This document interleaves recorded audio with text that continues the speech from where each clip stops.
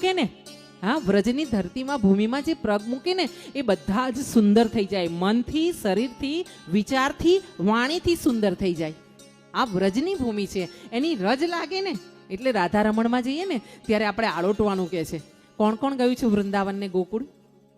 આહા, જય હો, બધા જ ગયા છીએ આપણે. હે, ધન્ય છો તમે. એટલે જ તો ભગવાને તમને આ પસંદ કર્યા છે કે તમે જાઓ જગન્નાથમાં પણ મારો ગુણગાન ગાઓ, મારી લીલાને સાંભળો. હા, અને વ્રજની ભૂમિમાં તમે જોયું રમણ રેતીમાં આમ હીરાના કણ નાખ્યા હોય ને સોનાના, એવી એ ભૂમિની રજ છે. હું જ્યારે ગઈ હતી ને ત્યારે મેં દરેક જગ્યાએથી થોડી થોડી ભૂમિની પ્રસાદી લીધી હતી. એ રજ મેં ઘરે રાખી છે મારી સાથે અને રોજ એને માથે ચડાવું છું કે ક્યારેક આ જન્મે નહીં ને પહેલા જન્મે મને વૃંદાવન મળશે અને વૃંદાવનમાં હું એનું નામ લઈશ.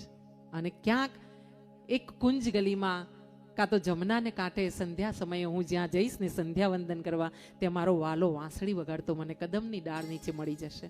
આવી આશાઓ લઈને હું ભાગવત કરી રહી છું. મારે ભાગવતમાંથી પૈસા નથી જોઈતા, બીજું કશું નથી જોઈતું. હું આ સ્પષ્ટ કહી રહી છું ભગવાનની સાક્ષીએ. મને એક જ જોઈએ છે, વૃંદાવનમાં મારો જન્મ આગલો થાય. મારા વાલાને ક્યાંક વાંસળી વગાડતો જોઈ લઉં એકવાર. હા, પછી કંઈ નથી જોઈતું મારે.